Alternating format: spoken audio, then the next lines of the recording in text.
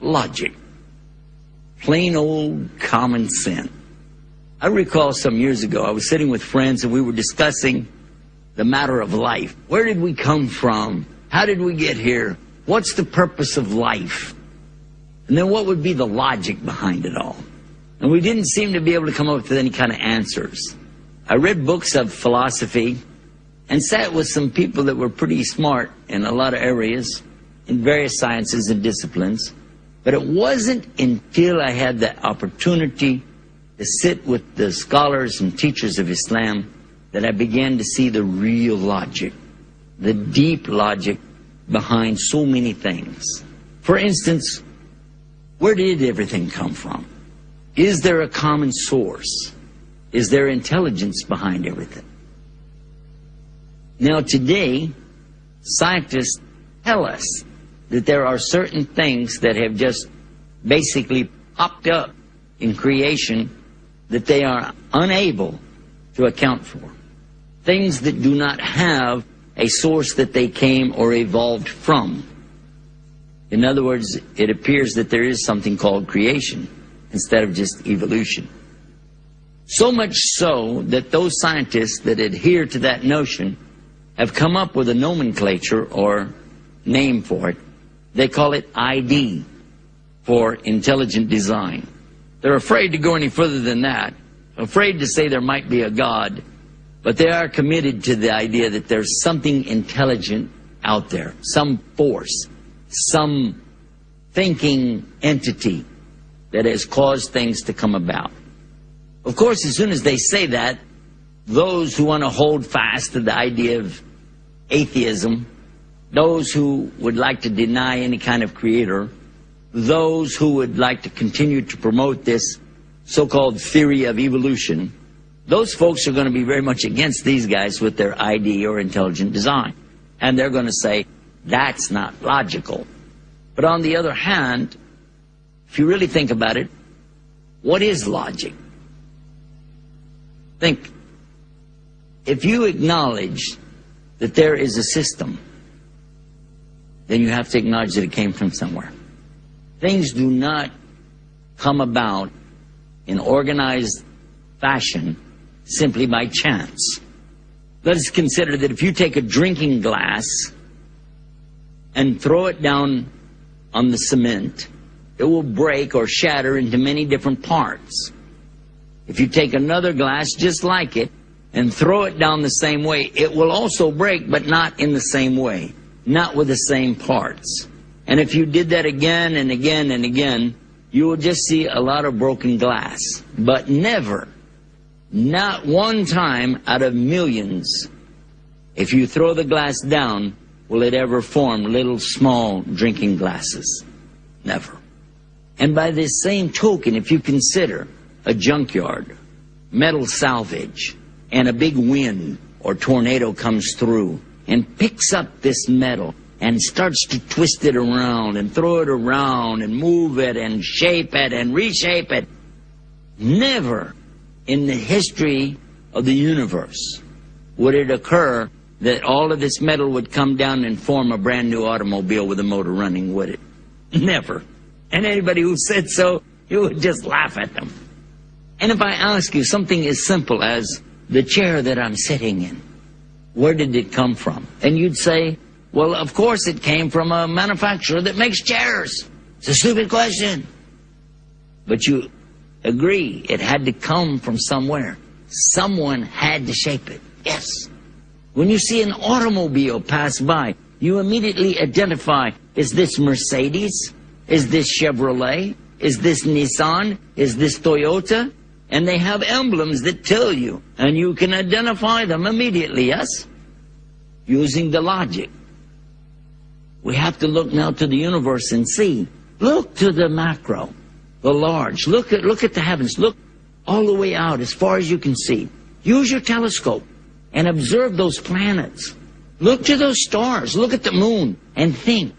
And where did it come from? And why is it in this movement? We see cycles. We see everything in cycles. And then when we take the microscope and we look again, and how do the molecules come together? How are they formed? What do they tell us about the atom? How is the shape of the atom? Is it spheres surrounded by spheres? Are they in elliptical orbits? Is there a proton, a neutron, an electron? And are they moving? Why? How? Who did it? And why is it that under the microscope I see things that are similar to what I see when I look under the telescope? And why is it that I am unable to see either one of those without optical assistance? Is it possible that the creator of all of this has put it all together in a logical way so that the human being could look and observe? If the answer is possibly yes, then look to the Quran. Look to the Quran and see what the speech, that's what Quran means, speech of Allah, the recitation. See what it says. Because in fact, it asks you and asks me to consider, to think, to examine. Look to the heavens, it says. It even says that Allah, the creator of everything, is going to show signs on the furthest horizons and within our own selves, and he'll show proofs. So this would be logic. I want to specifically now come to one of the logics that most impressed me, quite by accident, and how it came about. It's called Sunnah. Sunnah in the Arabic language means the way that something is done. The moon moves a certain way. It twists and turns and goes in its orbit. The sun has an orbit that it is in. The earth is in an orbit around the sun. And all of this is called Sunnah, the way that something is done. But when it comes to the Prophet Muhammad, peace be upon him, he also had things that he did in a certain way. Things that he said, things that he did, things that he approved of or disapproved of by his actions or being silent about it. All of that is called his way or his sunnah. One night as I was riding home, I became very tired. My little daughter was with me and she turned the radio on really loud to wake up her daddy. You know, Daddy, stay awake, Daddy, stay awake. I remember saying that. And she turned on the radio real loud, and as she turned it on, I heard the voice come over the radio, and he said, "Always sit down when you eat or drink." So who's that? Who said that? That's in Islam. Is that a Muslim? Always sit down when you eat or drink. Never stand while you eat or drink, because of the damage that it does to the various organs in the body. What is this about? It was a doctor, a surgeon, who was explaining the dangers of standing while you eat or drink. Now this was well known to Prophet Muhammad and his companions, peace be upon him, centuries ago, 1,400 years ago, that he was showing this exact same thing. Sit down when you eat or drink. But listen to what the doctor's telling us. The damage that is done to the esophagus, the damage that is done here in the lining and down what they call the hiatal hernia, which develops for people, and they get this burning and the acid reflux that comes, the tearing of the stomach wall, the damage to the gallbladder, to the kidneys, to the stomach, and to the bowel even. All of the operations that this doctor was describing, they could be easily prevented if a person would only sit down when they eat or drink. There was a report that was issued in Washington, D.C., and in the medical journals just a few years ago, dealing with the subject of the number of people who are affected and infected with herpes and with this hepatitis, which is being spread around simply because people are communicating the disease one to the other, and largely because they're not staying clean. Now, in the West, we have signs in the facility, in the toilet area, telling the employees of each of the places, restaurants, fast food chains, wash your hands before you return to work. Telling them once you use the toilet, wash your hands. Yet they found that more than 70% of the employees do not obey this sign. How many? More than 70% are not washing their hands, and they're having this fecal matter or urine and filth on their hands, and they go right back into the kitchen and start preparing your food. When they examine closely the everyday tools and things that are used around an office, and they take samples and take it to the laboratory to find out why so many employees are becoming sick and not going into work. Too many days off. The insurance companies don't like that because they have to pay for the employees who are not there. What they discovered was that on the telephone, on the keyboards of the computers, and on the desktops, books, pencils and pens, there's debris that's being left there by the hands of the people who are going into the toilet, who are dealing in different kinds of filth, and then not washing their hands and bringing it out, sneezing, coughing, and these things, and putting it right out there and sharing it with each other. All of this was mentioned in the Sunnah 1400 years ago. Let us think. Now we're talking about eating. Let's go to the next thing, what to eat. We find in previous scriptures, in the Old Testament for instance, the order for people not to eat pork. I remember in the 1950s, the people argued against it and said, oh, that was back then, they didn't have refrigeration. Now we have good refrigerators and freezers, and we know now that that's the problem, is that the meat just needs to be quickly refrigerated.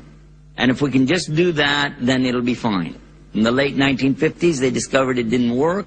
There were other things coming out of this meat, and refrigeration didn't cure everything.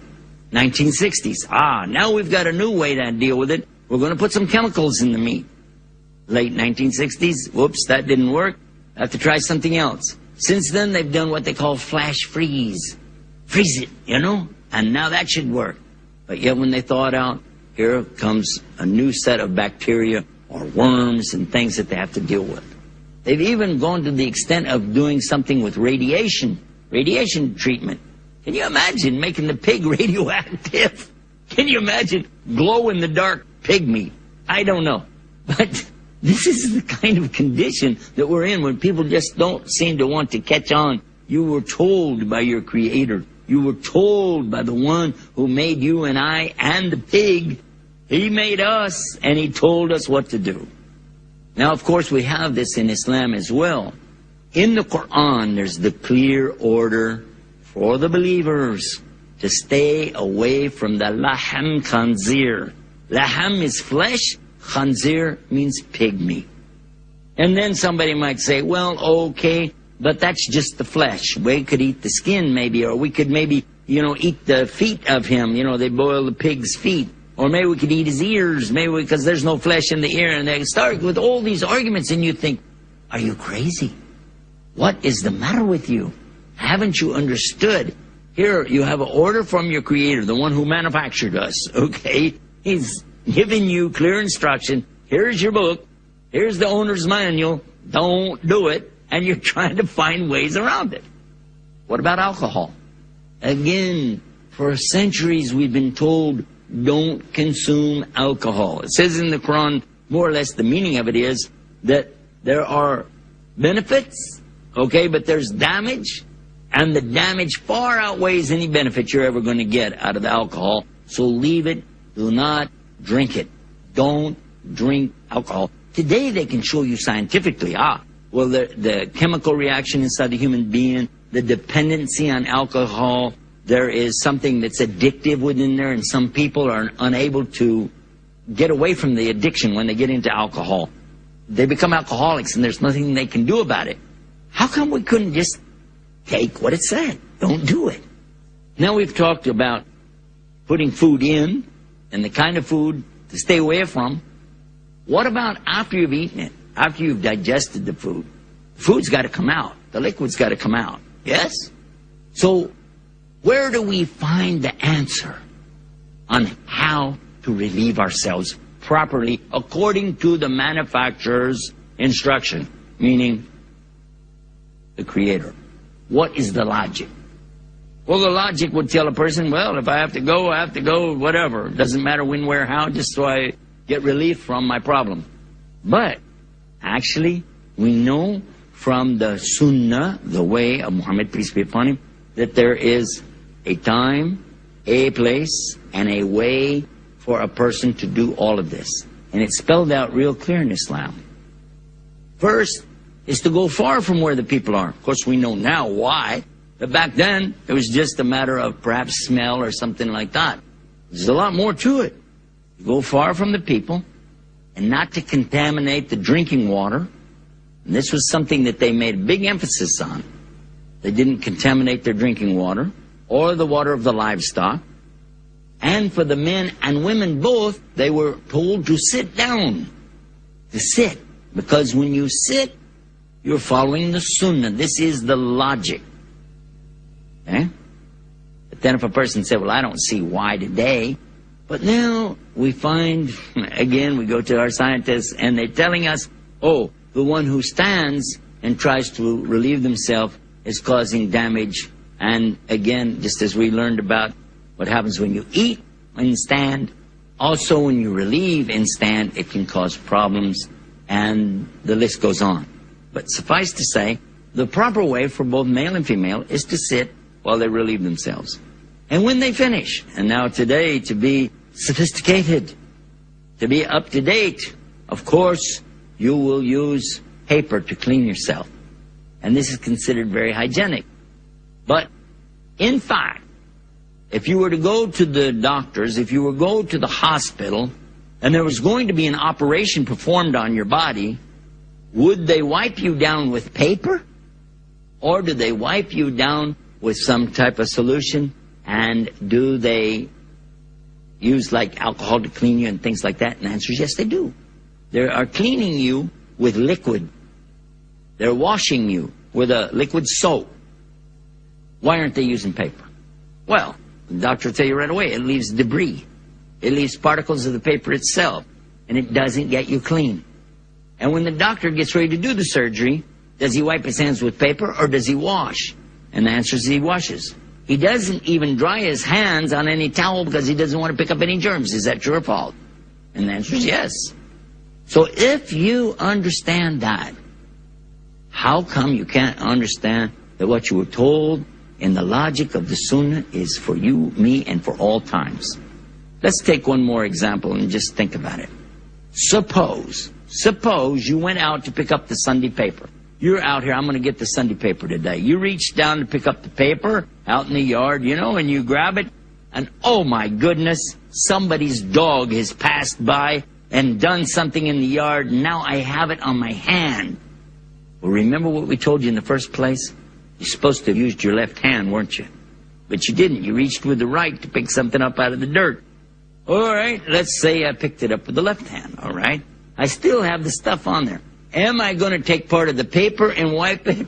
Or am I going to go to the faucet, turn it on, and wash it off? And the answer is known to you and I both. You're going to use water to wash it off. The water's the answer. And that's what was told to us 1,400 years ago. The logic is there. So many things that as I began to learn about this thing called Sunnah, it's just practical application. But check this out. And if this doesn't get you, I don't know what to tell you. In Spain, during the heyday of Islam, when the real science was being brought there 1,000 years ago, when people were really thinking, reflecting, and teaching, and they were into astronomy, geology, hydrology, and understanding how the water cycles work, many of the great sciences and disciplines were being developed at that time. And people traveled from all over the world, from Europe especially, to come and to be educated here. But at that time, was called the Dark Ages. And there was the Black Plague. And the people were suffering and dying en masse all through Europe. But this was not happening amongst the Muslims. The Muslims were free from that. And even when the Europeans came and brought their plague with them, they would even die. But the Muslims didn't catch it. It didn't spread. Now today they can explain it to you real easy. Well, that's pretty simple. The Muslims were washing themselves at least 5 times a day. They were cleaning themselves the way a surgeon does today. They ate with their right, not with the left. So they didn't pick up this infectious diseases. And when they eliminated, they had a certain place and a way, and they washed everything away with water, just as we use the modern day toilets, washing it away. All of this was 1400 years ago. That's where it started. 1,000 years ago, we see what happened in Spain. And none of them ever got it. In fact, they showed the people of Europe what to do to cure their problem. And they took it all from what? The logic. The facet of Islam called logic. Now, it's not the logic of you and I, and it's not the logic of the scientists that I'm talking about. It's the logic of the Creator who knew what He created in the first place. And when He gives us something as beautiful and as simple to use as something called Sunnah of Muhammad sallallahu alaihi wasallam, peace be upon him, then what is stopping us from using our logic to recognize, hey, this is something that I need for me? It's as simple as that, isn't it? Simple as that. Simple logic. Here we have the example in front of us. We know that Muhammad, peace be upon him, is the last messenger for all human beings, for all time. And he's telling us, do this, don't do that. Follow this way, follow this sunnah. So this is the logic of the sunnah. One of the many beautiful aspects of Islam.